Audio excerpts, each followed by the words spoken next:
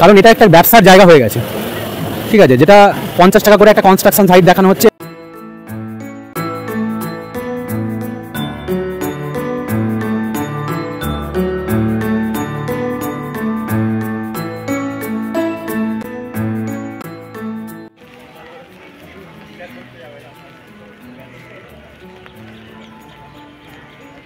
Hello বন্ধুরা, welcome to the couples ডায়েরির আরও একটা নতুন পর্বে। তো কেমন আছো তোমরা সবাই? আশা করি সবাই খুব খুব খুব ভালো আছো। তো আজকে সকাল থেকে কিন্তু আকাশের মুখ ভার, তোমরা বুঝতেই পারছো, ছাতা নিয়ে দাঁড়িয়ে আছি। আর এদিকে কিন্তু বর্ষা প্রায় শেষের মুখে, আর আকাশে বাতাসে কিন্তু শরৎকালের মায়ের আগমনী সুর বাজার সময় এসে গেছে। আর তারই মধ্যে আজকে জন্মাষ্টমীর শুভক্ষণে আমরা বেরিয়ে পড়েছি আমাদের এখানকার সবথেকে কাছের একটা একদিনের ভ্রমণ ট্যুর বা ভ্রমণ গন্তব্য বলতে পারো, সেটা হচ্ছে মায়াপুর। তো তোমরা মায়াপুর তো অনেকেই গেছো, মায়াপুর নিয়ে আলাদা করে কিছু বলার নেই। তবে আমরা কিন্তু প্রথমবার জন্মাষ্টমীর দিন যাচ্ছি। তোমরা কজন জন্মাষ্টমীতে গেছো কমেন্টে জানিও।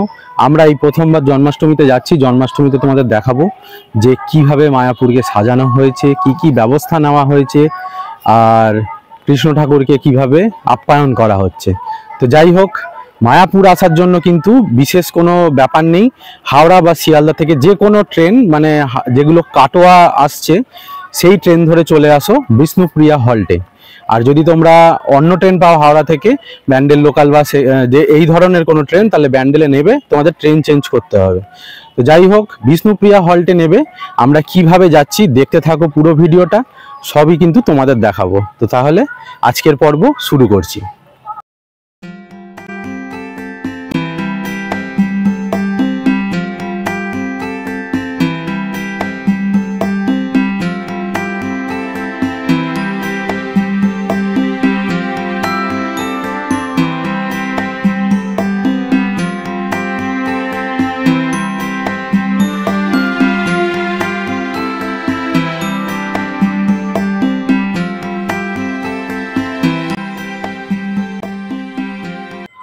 তো এখন ঘড়িতে সময় 11:15, আমরা এসে পৌঁছে গেছি বিষ্ণুপ্রিয়া হল্টে।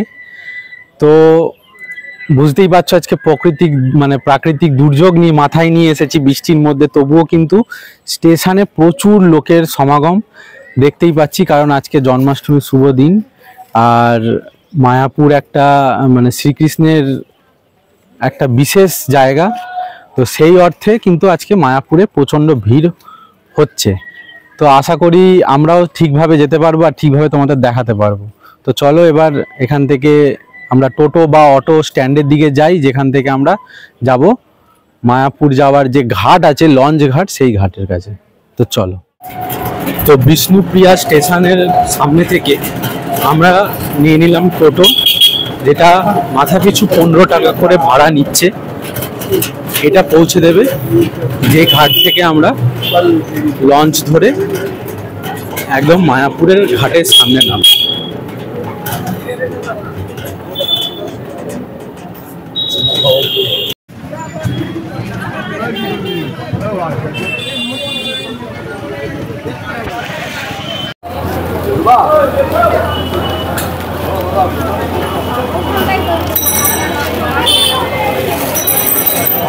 তো আমরা চলে এসেছি এখন এই টিকিট কাউন্টারের সামনে লঞ্চ ধরার জন্য।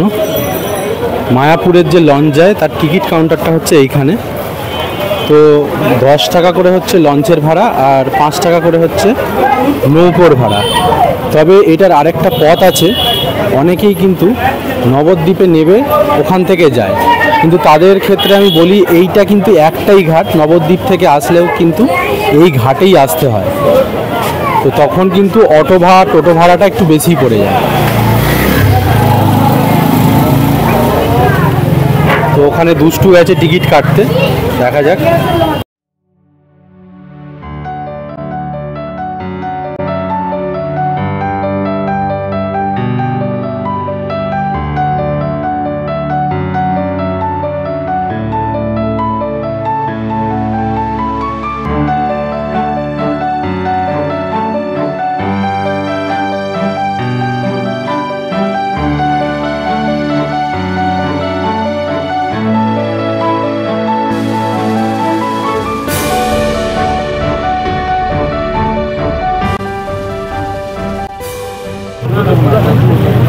মায়াপুর যাওয়ার পথে একটা বিশেষ আকর্ষণ আছে এখানে, যেটা হচ্ছে জলঙ্গি আর ভাগীরথীর মিলনস্থল অর্থাৎ মোহনা। তো এটা কিন্তু মায়াপুর ইস্কন মন্দিরের একদমই কাছে পড়ে। তোমরা দেখতে পাচ্ছ নদী দুটোর ভাগ, একটা ঘোলাটে জল, একটা পরিষ্কার হালকা নীলছে একটা জল।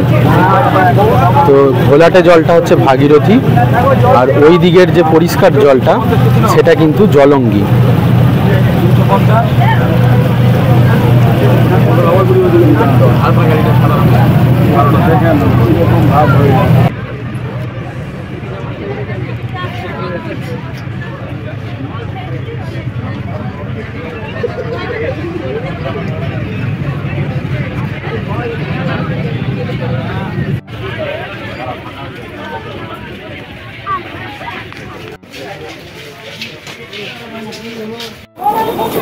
তো আমরা যদি বাসটা পেয়ে যাই তাহলে আশা করি এই বাসে করেই চলে যাব। দেখে নে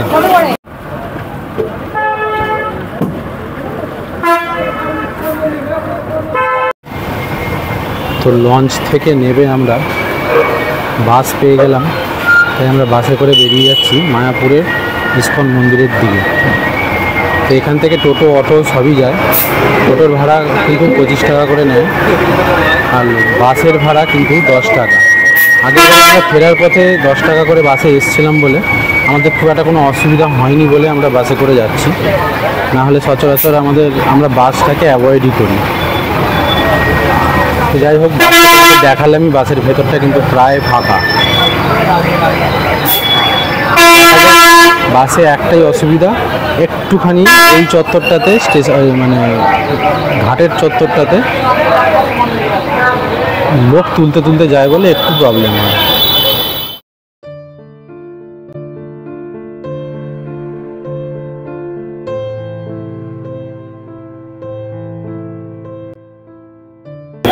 তো আমরা এখন দাঁড়িয়ে আছি ইস্কন মন্দিরের ঠিক সামনে।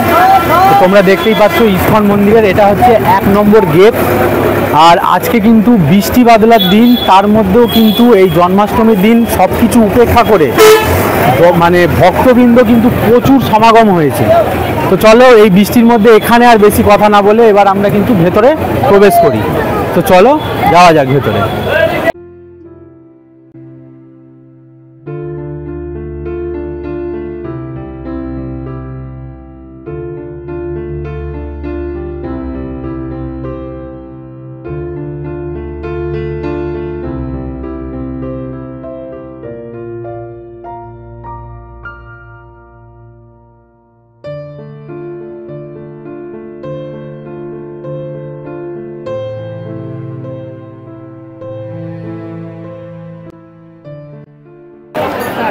তো আমরা 1 নম্বর গেট দিয়ে প্রবেশ করেই প্রথমেই দেখতে পাবো এখানে কিন্তু আছে বিভিন্ন প্রসাদামের কুপন। আমি রেশমিকে একটুখানি বলবো যে এই দিকটা দেখাতে। তো এখানটায় কিন্তু 3 ধরনের মহাপ্রসাদের কুপন আছে, মানে কুপন পাওয়া যায়, যেগুলো দুপুরের মানে ঠাকুরের ভোগ বা মহাপ্রসাদম যেটা এখানে বলা হয় সেটাই কিন্তু এই জায়গাটায় পাওয়া যায়।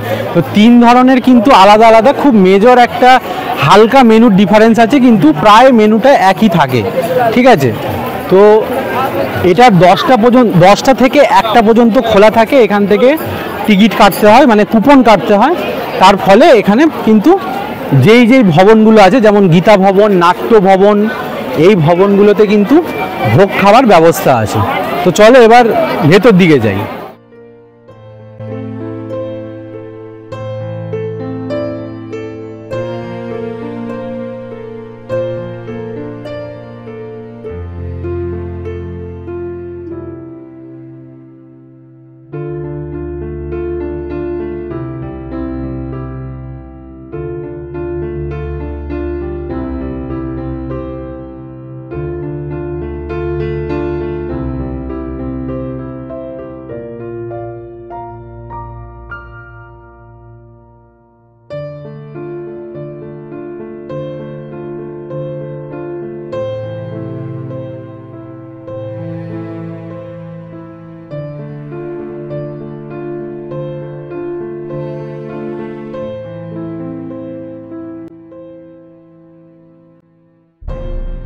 তো আমরা এই মুহূর্তে দাঁড়িয়ে আছি মায়াপুরের ইসকনের যে নতুন মন্দিরটা তৈরি হয়েছে, সেই মন্দিরটার ঠিক সামনে। এটা কিন্তু সকাল 10টা থেকে 12টার মধ্যে, মানে বেলা 12টায় বন্ধ হয়ে যায়, আবার বিকেল 4টে থেকে 5টার সময়, মানে এর মধ্যে খোলা থাকে। তো আমরা 12টা বেজে গেছে, মানে আমাদের 12টা বেজে গেছে টাইম, তো আমরা এইটা খোলা পাইনি। তবে এটা কিন্তু এখনও মানে তৈরি চলছে, এটা এখনও সম্পূর্ণ রেডি হয়নি। এটা কিন্তু 2026-এ এটা উদ্বোধন হবে। তবে এখন মানে একদম টপ ফ্লোরে রং ফং করে যে জিনিসগুলো লাগানোর ছিল সেগুলো প্রায় লাগিয়ে ফেলেছে, তবে পুরোটা কমপ্লিট এখনও হয়নি। আমি বারবার বলছি 2026-এর আগে কিন্তু এটা রেডি হবে না। তো যারা যারা বলছে যে এটা রেডি হয়ে গেছে, চালু হয়ে গেছে, তাদের কিন্তু কথায় এখানে ভুলেও আসবেন না, মানে এইটা দেখতে বিশেষ করে। তো যাই হোক, কী যে আর করা যাবে, মানে আমরা আগের বারে তাও ক্ষণিকের জন্য পেয়ে গেছিলাম, এবারে একটু টাইমের জন্য লস হয়ে গেছে। তো যাই হোক, মেন তো আমরা বৃষ্টি উপেক্ষা করে এসেছিলাম আমরা জন্মাষ্টমীর পুণ্যলগ্নে এই মায়াপুরটাকে দেখতে। তো আমরা আজকে সারাদিন এইটাই দেখব। তো চলো। তো এটা হচ্ছে নতুন মন্দিরের নিয়মাবলী, যেটা এখনও দেখা যাচ্ছে যে এখানে কাজ চলছে, বিগ্রহ প্রতিষ্ঠা হয়নি। আর 10টা থেকে 12টা অনুদানের সময়, বিকেল 4টে থেকে 5টা হচ্ছে অনুদানের সময়, আর প্রবেশ হচ্ছে 12টায় একবার, বিকেল 5টায় একবার। তো আগের বারে আমরা যখন এসেছিলাম আমি বলেছিলাম এখানে একটা অদ্ভুতভাবে কাজ চলছে, যেটা 20 টাকা নিয়ে একটা কনস্ট্রাকশন সাইট দেখানো হচ্ছে। এবারে সেটা 50 টাকা বাড়ানো হয়েছে, আর 50 টাকা করে একই কনস্ট্রাকশন সাইট দেখানো হচ্ছে। তো মানুষ এখানে ভগবান বা ঠাকুরের দর্শন করতে আসে, কিন্তু এখানে 50 টাকা বা 20 টাকা করে নেওয়া হচ্ছে তাদের কনস্ট্রাকশন সাইট দেখানোর জন্য। এই হচ্ছে সেই মন্দির। তো আমি যদি দর্শক তোমাদের জন্যই এবার ভেবেছিলাম যে 20 টাকা হলেও দেখাবো, কিন্তু 50 টাকা শুনে আমি অবশ্যই কখনো আমি দেখাবো না, কারণ এটা একটা ব্যবসার জায়গা হয়ে গেছে। ঠিক আছে, যেটা 50 টাকা করে একটা কনস্ট্রাকশন সাইট দেখানো হচ্ছে, এটা মিস্ত্রিরা কাজ করছে, সেগুলো কিন্তু দেখানো হচ্ছে। একটা গরিব মানুষ যারা আছে তারা কিন্তু এই টাকাটা ভেবে আসে না যেখানে 50 টাকা করে নেওয়া হবে। যাই হোক, ঠিক আছে, এটা তাদের ব্যাপার। তো চলো আমরা বাদবাকি অংশটা দেখি মন্দিরের, কোথায় কি খোলা আছে। আশা করি মন্দিরটা খোলা পাবো। হ্যাঁ, মন্দিরের এই যে দেখতে পাচ্ছ প্রচুর ভিড়, তো আমরা ওই সাইডটা যাই।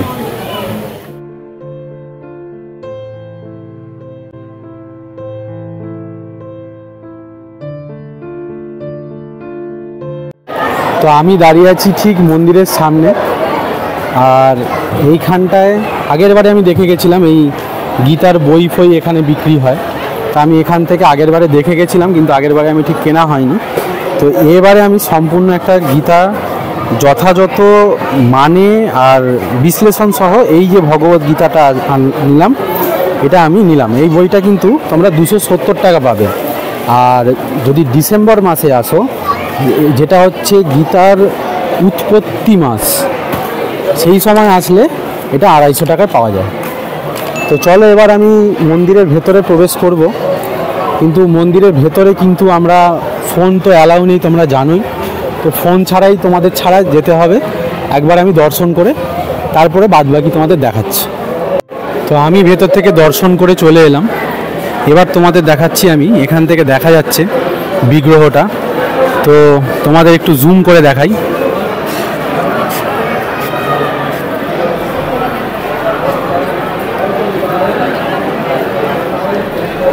তো আশা করি তোমরা দেখতে পাচ্ছ এই বিগ্রহটা, এটাই রাধাকৃষ্ণের মূর্তি, মানে যেটাকে পুজো করা হচ্ছে। আমি বাইরে থেকে দেখাচ্ছি, কারণ ভেতরের অংশে কিন্তু একদমই ফোন অ্যালাউড নয়।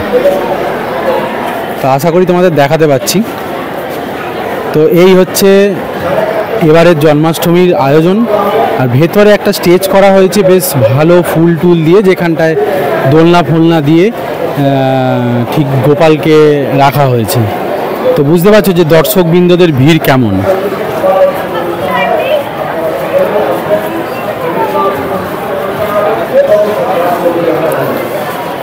তো এটা তোমাদের দেখানোর ছিল, তাই দেখিয়ে দিলাম।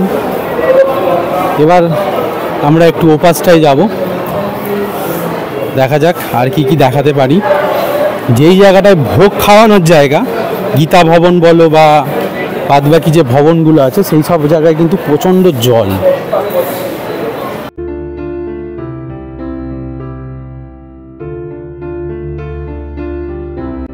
আমরা এই মুহূর্তে দাঁড়িয়ে আছি একদম ইস্কন মন্দিরের ঠিক সামনে।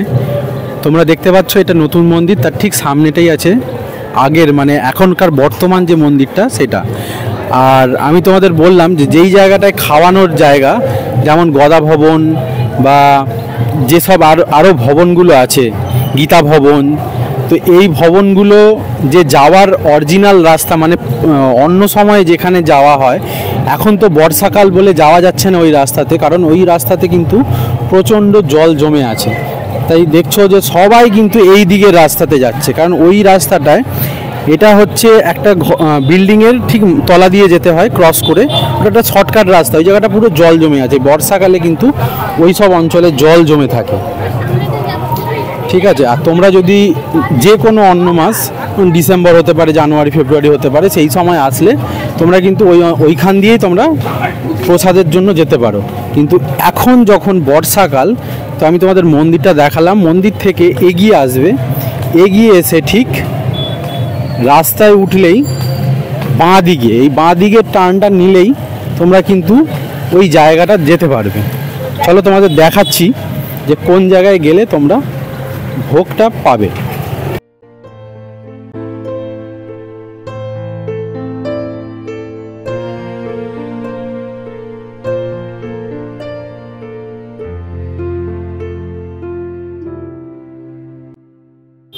তো আমি ঠিক এখন দাঁড়িয়েছি ওই রাস্তাটার সামনে, যেখানটা হচ্ছে এই গদা ভবন বা চক্র ভবন বলো, গীতা ভবন বলো, সেই সব ভবন যেখানটায় প্রসাদম খাওয়ানো হয় প্রত্যহ দুপুরবেলা।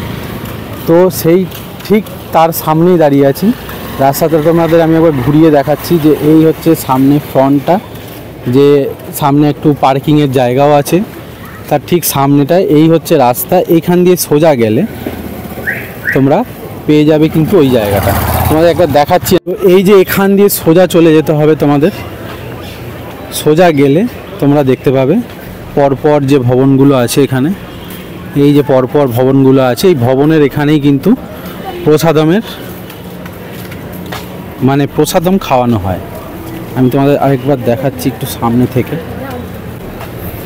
এই যে তোমরা দেখতে পাচ্ছ এখানে লেখা আছে মহাপ্রসাদ লাঞ্চ থালি 11:30। তো এই যে রুমগুলো, এই যে এখানটাই দেখো, এখানে খাওয়ানো হচ্ছে, ঠিক আছে। তো এই সব জায়গায় কিন্তু প্রত্যেকটা এক একটা ভবন অনুযায়ী এক এক জায়গায় কিন্তু খাওয়ানো হতে থাকে, ঠিক আছে। তো তোমরা যেখানে মানে সব প্রসাদমও যদি বন্ধ হয়ে যায়, এই জায়গাটার যেটা আমি দেখালাম এইখানটাকে যে খাওয়ানো হচ্ছে, এখানে তোমরা কিন্তু মোটামুটি কম বেশি সবসময় ভোগ পাবে। আর বাদবাকি যে গীতা ভবন, চক্র ভবন, বংশী ভবন, যেসব ভবনগুলো আছে, এই সব ভবনে কিন্তু একটা টাইম লিমিট থাকে, যেটা 11:30 থেকে খাওয়ানো হয়। আর আরও একটা একদম মূল্যবান জিনিস বলার আছে, যে যদি তোমরা কখনো ভাবো যে মায়াপুর এসে আমরা থাকবো, তাহলে কিন্তু অবশ্যই মায়াপুরের ভেতরে যে ভবনগুলো আছে সেইখানেই থাকার চেষ্টা করো, কারণ বাইরে কিন্তু তোমাদের রুম ভাড়া পড়বে কিন্তু অনেক টাকা বেশি। আর এই ভবনগুলোতে তোমরা কিন্তু 400-500 টাকার ভেতরে যে রুমগুলো পাবে, তার সঙ্গে মানে সেখানে কিন্তু তোমরা একদম খুব সুন্দর সুন্দর রুম, দুজন থেকে তিনজন, একটা বাচ্চাকে সমেত তিনজন নিয়ে কিন্তু থাকার সুন্দর ব্যবস্থা আছে। তার সঙ্গে তোমরা টাইম ভোগও পেয়ে যাবে। তো আর বয়স্ক যদি কোনো মানুষ আসে, তাদের জন্য কিন্তু লিফটেরও ব্যবস্থা আছে। তো সে অর্থে এইটা কিন্তু সব থেকে বেস্ট হবে আমার যতদূর মনে হচ্ছে। আর যদি তোমাদের এটা কন্ট্যাক্ট করতে হয়, তাহলে আমি তোমাদের ডেসক্রিপশানে নাম্বারগুলো দিয়ে দেবো। অবশ্যই কিন্তু এখানে আসার আগে কন্ট্যাক্ট করেই, মানে আগে জেনে তবেই আসবে যে ফাঁকা আছে কি না। তো এটাই বলার ছিল। তাহলে চলো, এবার দুষ্টু ওখানে অপেক্ষা করছে, আমরা এবার একটু ওই দিকটায় যাই, মানে যেখান থেকে এসেছিলাম মন্দিরের ঠিক সামনে থেকে। তো আমরা এখন আছি মায়াপুরের একদম শেষ ভাগে, অর্থাৎ মায়াপুরের যে গার্ডেন এরিয়াটা আছে সেটা তোমরা দেখতেই পাচ্ছ যে সামনে কত বিশাল একটা গার্ডেন রয়েছে। চলো গার্ডেন এরিয়াটা তোমাদের ঘুরে দেখাই, এরপরে আমরা এখান থেকে বেরিয়ে যাব। কারণ আমরা তো তোমাদের সব কিছুই দেখিয়ে দিলাম কম বেশি করে, শুধু গোশালাটা আরও 1 কিলোমিটার যেই রাস্তাটা দেখালাম, এই যে সামনে যে রাস্তাটা যাচ্ছে এই রাস্তা দিয়ে এই সাইডটা যেতে হবে 1 কিলোমিটার মতো, সেইখানটায় আছে গোশালা। চলো এখন গার্ডেনটা তোমাদের ভালো করে দেখিয়ে দিই, গার্ডেনের মধ্যে কি কি আছে আর কি ধরনের সাজানো আছে।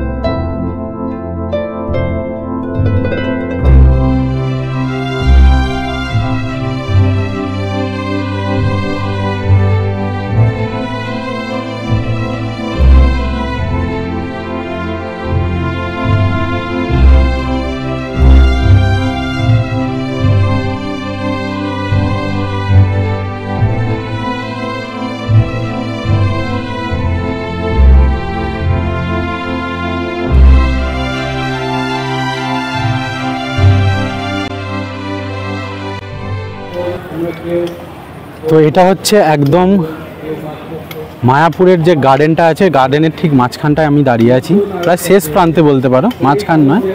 তো শেষ প্রান্তে এখানটায় কিন্তু মাঠটাতে, এখানটায় কিন্তু প্রত্যেক দিন দুপুরবেলায় ঠাকুরের নাম কীর্তন বা প্রবচন এগুলো হতে থাকে। আর তার ঠিক লাগোয়া এই জায়গাটায় আছে কিন্তু টয়লেট। তো আমি তোমাদের এগুলো সবই দেখানোর কারণ হচ্ছে যাতে তোমরা একদমই নিশ্চিন্তে সবটা বুঝতে পারো।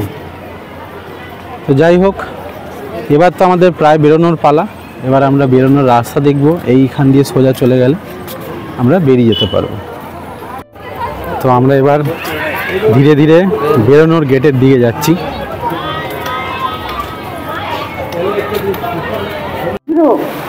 আমরা এবার এগিয়ে এসেছি কিন্তু গদা ভবনের সামনে, যেই ভবনের কথা আমি এতক্ষণ ধরে বলছিলাম যে এই ভবনগুলোতে কিন্তু খাওয়ানোর ব্যবস্থা হয় প্রত্যেক দিন। এই যে সব লোকজন যাচ্ছে, এগুলো সব খাওয়ার লাইন আছে, দেখতেই পাচ্ছ তোমরা কত লাইন। তো গদা ভবনের ভেতরে কিন্তু খাবার ব্যবস্থা আছে। এবারে আমরা খাওয়ার কুপন কাটিনি, কারণ প্রত্যেকবার আমরা খাবার কুপন কাটি, গত 2 বছর কেটেছি, এবছরে কাটিনি কারণ এবছর আমাদের একটা অন্য প্ল্যান আছে, তাই আমরা বেরিয়ে যাচ্ছি। তো তোমাদের দেখলাম যে জলটা এখন একটুখানি কমেছে, তাই আমরা তোমাদের দেখাতে এলাম। তো এই ভবনগুলোর পাশাপাশি কিন্তু এই যে সোজা রাস্তা দিয়ে কিন্তু প্রত্যেকটা ভবন পড়বে। তো চলো এইদিকে বেরোনোর জায়গা, আমরা একটুখানি বেরিয়ে যাই।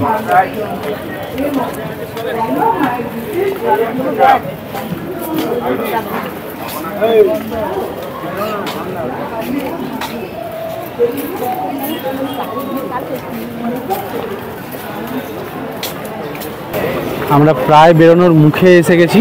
এই যে সামনেই দেখতে পাচ্ছ বেরোনোর গেট। এখান থেকে এবছরের মতন আমরা কিন্তু মায়াপুর ধামকে বিদায় জানিয়ে বেরিয়ে যাচ্ছি। তবে পর্ব কিন্তু এখনই শেষ নয়, একটা প্ল্যান আছে, সেটা অবশ্যই তোমাদের দেখাবো যদি সেই জিনিসটা থাকে আর কি। চলো দেখাই আগে, তারপরে বুঝতে পারবে।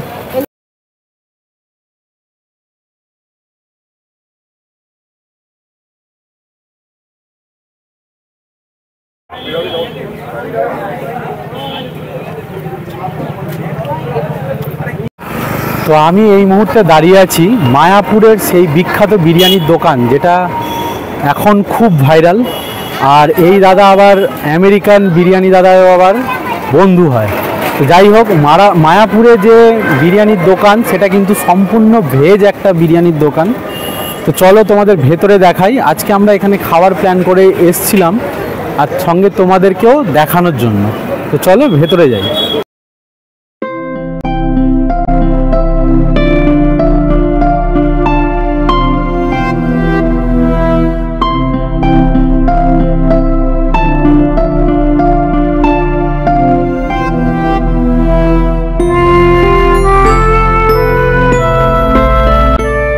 তোমার নামটা একটু বলো যদি ভালো হয়।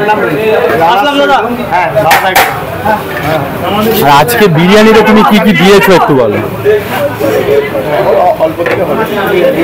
কি কি আছে আজকের বিরিয়ানি? আজকের বিরিয়ানিতে ওই পনির, আলু আর সোয়াবিন। সোয়াবিন, কিন্তু নর্মাল সোয়াবিন না। আচ্ছা, ওটা আলু দিলে নষ্ট হয়ে যাবে। আলু যত কম দেবে পারলে আলু তুলে না। তো এই হচ্ছে মায়াপুরের সেই ভাইরাল নিরামিষ বিরিয়ানির দোকান বিরিয়ানি। তো বিরিয়ানির মধ্যে রয়েছে কিন্তু পনির, আলু আর সয়াবিন। ঠিক আছে, এটা কিন্তু নর্মাল সয়াবিন না, একটুখানি বড় বড়। ঠিক আছে, আর খুব সফট হয়। তো এখানে দুষ্টু খাওয়া শুরু করে দিয়েছে। তো টেস্ট কেমন লাগছে? তো যাই হোক, আমি একটু টেস্ট করে দেখি কেমন লাগছে। তো আমরা এখন দুপুরের বিরিয়ানি খাবার দাবার খেয়ে আর কি, মানে দুপুরের খাবার দাবার খেয়ে এবার স্টেশনের দিকে, মানে স্টেশনের দিকে যাচ্ছি না, আমরা ঘাটের দিকে যাচ্ছি। তাই তো? হ্যাঁ, ঘাটের দিকে যাচ্ছি। ব্যাপারটা যে সব কাজ শেষ হয়ে গেছে, তো এবার ফেরার মুহূর্তে আমার মনে হচ্ছে স্টেশনের দিকে যাচ্ছি। যাই হোক, এখন আমরা যাচ্ছি ঘাটের দিকে। এরপরে আমরা ঘাট পেরিয়ে চলে যাব আবার বিষ্ণুপ্রিয়া হল্টে। তো দেখতে থাকো। আমরা এখন দাঁড়িয়ে আছি ঠিক টিকিট কাউন্টারের বাইরে, মানে লঞ্চ ফেরিঘাটের টিকিট কাউন্টারের বাইরে। তোমরা দেখতে পাচ্ছ দুষ্টু এখানে টিকিট কাটা হয়ে গেছে। যেমন আমরা ওখান থেকে টিকিট কেটে আসলাম 10 টাকা করে, এখানেও কিন্তু সেম 10 টাকা করে টিকিট কেটে আমাদের লঞ্চে করে পেরোতে হবে। আর নৌকো হলে 5 টাকা। তবে এখানকার নৌকোর ঘাটটা কিন্তু এর আগে ছিল। ঠিক আছে, ওখানে যেমন একই জায়গায়, এখানটা একটু পাশাপাশি। তো চলো এবার একটুখানি ঘাটের দিকে যাই, দেখি লঞ্চ আছে কি নেই। তা আমরা এসে যাওয়ার সময়ও দেখলাম লঞ্চ দাঁড়িয়ে আছে, এখন লঞ্চ দাঁড়িয়ে আছে।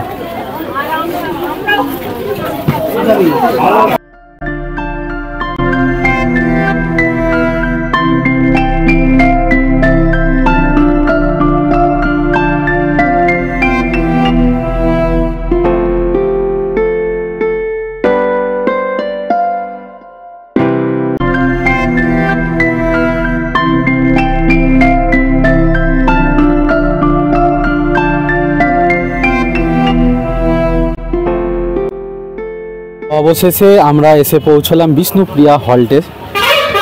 আর তার সাথে আমাদের আজকের মায়াপুরের ভ্রমণ কিন্তু শেষ।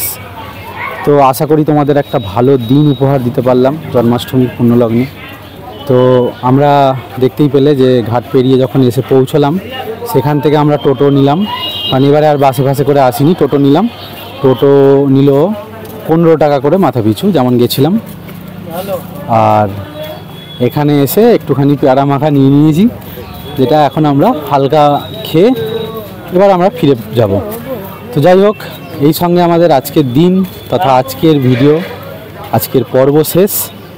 কেমন লাগলো আজকের পর্ব অবশ্যই কিন্তু কমেন্টে জানিও। ভালো লাগলে অবশ্যই লাইক করো, শেয়ার করো, কমেন্ট করো। আর চ্যানেলে নতুন হলে অবশ্যই কিন্তু সাবস্ক্রাইব করে বেল আইকন প্রেস করে অল সেট করে দিও, কারণ জার্নি টু বি কন্টিনিউড। তো চলো, দেখা হবে আগামী দিন, আগামী পর্বে। এখনকার মতো বিদায়, টাটা।